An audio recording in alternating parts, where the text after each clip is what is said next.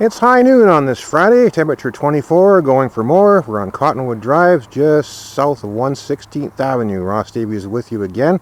Today's tributary adventure takes you to Salamander Creek, one of the, if not the most western tributaries to Kanaka. This video will be short and sweet, as is Salamander. We're near the headwaters, and there's a little bit of water down there. This is groundwater fed, as are so many others, and a hint of what's to come. So we're going to follow this, as always, down to the mouth. We're about halfway down the water course off 232nd Avenue. We've made it all the way down to the stream here, which, despite the end of August, has a pretty good steady flow of groundwater. A little bit of clay on the bank here. Now there's actually two arms to this creek. The east branch, the source we were just at, up along Cottonwood Avenue, this is known as Mosley Creek, and Mr. Mosley teamed up with a fellow named Rod Stott in the early part of the decade. Of course, we know that Rod is now the environmental manager for the city of Maple Ridge. Well, they grabbed themselves a GPS, painted the town red, and literally and figuratively put these small tributaries on the map. So I really like the wide riparian zone here. It's much cooler down here than up on the road. Hello, Western Hemlock. We got some cedar there as well. And I want to shout out to the Golden Ears Elementary. They've been coming down here and looking after this site and just using it as an outdoor classroom. They also did some removal of English ivy up near the road. That probably came from somebody's hanging basket or who knows. But one word of caution, I guess, is it's fine now because it's been very dry. But when it starts to get, November and it's been raining for a million years, that kind of thing, these banks can become very susceptible to damage. So anyone accessing the creek during really wet periods just needs to be mindful of that and keep the groups really, really small.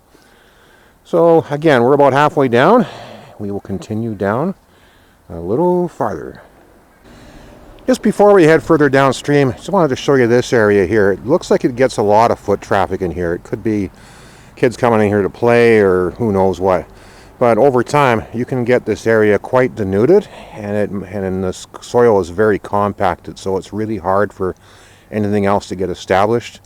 This is not within Kanaka Creek Regional Park, but in the park we've had a couple of places where this has happened, so we've cordoned off the area with split rail fencing, thanks to operations staff for that, and then gone in there, prepped the site, and replanted. So it might be something down the road for here. And enough to make a person sad. Before we leave here, something else I wanted to show you as we head up the stairs, as it were. Now, we mentioned about the ground ivy. Of course, it's an invasive species, English ivy. If you call it that, that's fine. Here it is, and the thing is, it will almost always come back, so these efforts to control them are great, but it's very rarely a one-off. Let's focus in on that one over there with the sun on it. So what you want to do is just cut about a meter or two gap in the ivy, and whatever's up the tree will die. And unfortunately, as in many places, we've got a bit of dumping that happens here as well. I have to come down one day and haul that thing out of there, whatever it is. Ross back with you down at Cottonwood Drive and 232nd Street, and we've gone down to easily my favorite part of Salamander Creek. That looks like a swampy, grassy area, but the creek is there. It's got a steady base flow going through. And what can happen in the winter is we get the winter rains, we all know that. This will fill up and create a really nice wetland area that will support overwintering coho salmon long after the boys of summer have gone. So a lot of good canopy cover, and that's true all the way down. We got a really nice wide riparian strip. And as so many others are, being an urban stream, this is also impacted by urban runoff through storm drains. So the same old game with lawn fertilizer. Watch what you wash your vehicles with and where you do it. Over the ground is always better than pavement. And keep the car wash soap down to a dull roar. Looking to the south of Cottonwood, I don't know if you can hear the creek. Hopefully you can. But you can for sure see a truly impressive Douglas fir.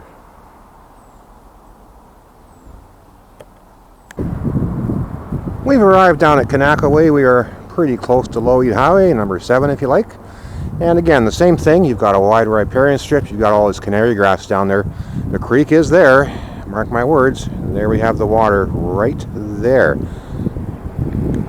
and a lot of blackberry. And what else is new when it comes to these urban streams? A lot of Himalayan blackberry. We've reached the mouth, hidden as it is, again in a sea of Himalayan blackberry. It hits Kanaka Creek right over there, and you can just barely see it. So again, a very short, small tributary, but vitally important for rearing coho salmon. The larger predatory fish quite often won't venture into these small water courses. So they're really, really important to the health of the creek. So take care of them, watch your storm drains, and have a great rest of the day. Ross Davies saying so long from Salamander Creek.